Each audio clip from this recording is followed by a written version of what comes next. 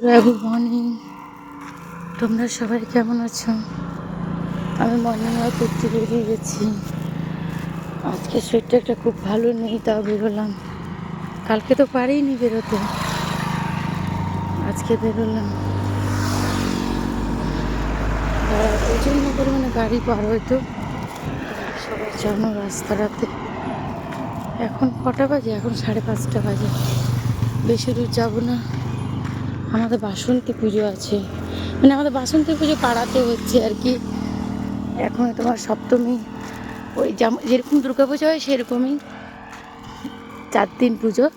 কালকে ষষ্ঠী, আজকে সপ্তমী, কাল অষ্টমী, পরশু নবমী, তারপর দিন দশমী। যেরকম দুর্গা, এটাই আসলে দুর্গা পুজো না?